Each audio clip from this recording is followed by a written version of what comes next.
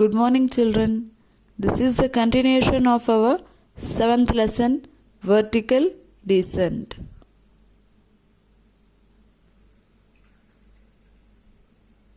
We have seen in our previous class that these three people started their journey towards the chimney. Axel was confused how dangerous the journey could be. But how will we untie it once we reach the bottom? I asked, confused. Who asked these questions? Axel asked. Axel asked to his uncle. We will jump down holding both the halves of the rope. After we descend to 100 feet, we will leave one end of it that will rise rapidly and push us farther down, he explained. We will continue this till we reach the bottom of the hole. My heart sank. What about the load? Hans asked. I will divide our load into 3 parts.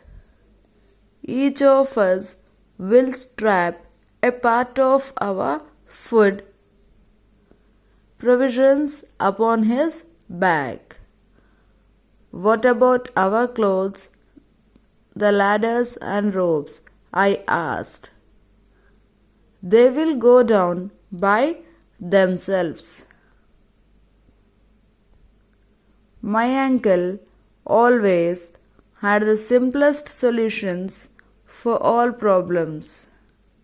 He tied the clothes and ladders firmly in one bundle and sent it thudding down the chimney, leaning over the edge of the chimney till he lost sight of it.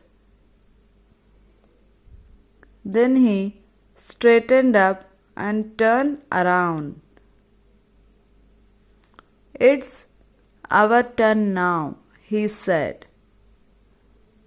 Numb with fear, I jumped, clutching the double cord with one hand. In the other, I was holding a stick to get support from the wall. What if the rock from which I was hanging gave away? The others, however, were calm. Whenever one of the slippery steps shook under Hans' feet, he quietly said, Gift act. Attention, repeated my uncle. After half an hour, we were standing upon a rock that lay across the chimney from one side to the other. I carefully looked over the edge of our narrow standing ground and observed that bottom of the chimney was still invisible.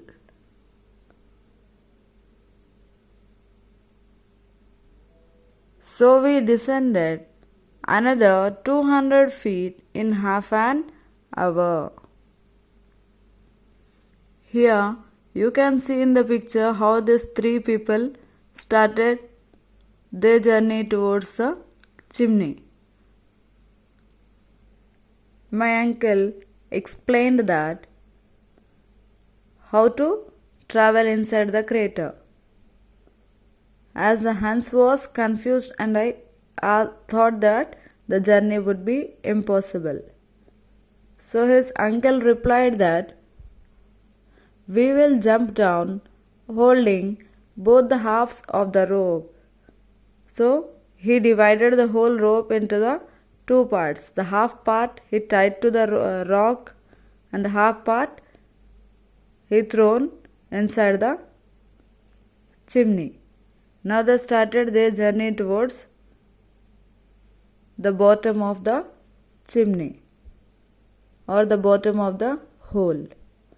So he said that as we are catching half part of it, if we are leaving the rock after we reached half of the part, then the rope comes and make us to move farther.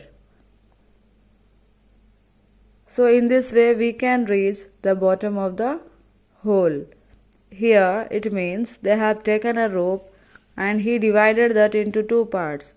Half part they are traveling with it and the half rope is hanging. As the way we will hang the rope by making two halves. So if you are pulling it, the other half also continues in the same journey. As the way we have, you might have seen the well, WELL well, in which the water is stored.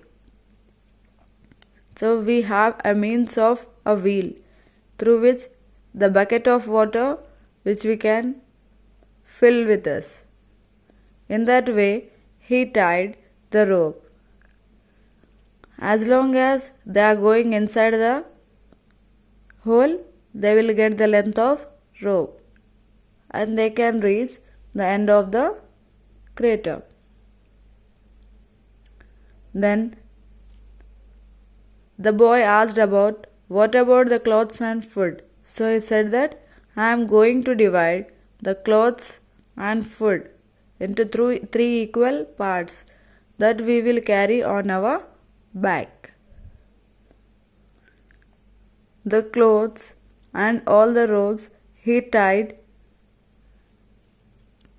all them together and his uncle had thrown that at the bottom of the chimney which were invisible. Now they had the provisions or he had the food along with him. He thought that his uncle always had the simplest solutions. In order to take support, he is carrying a stick along with him. The three travelled along some distance and the stone on which he is standing, Axel is standing, has fell down. He was puzzled, but after half an hour, three of them reached to the half of their journey, that is 200 feet in an hour. So they reached half of their journey. What has happened in the next half journey, we shall learn in next class. Thank you.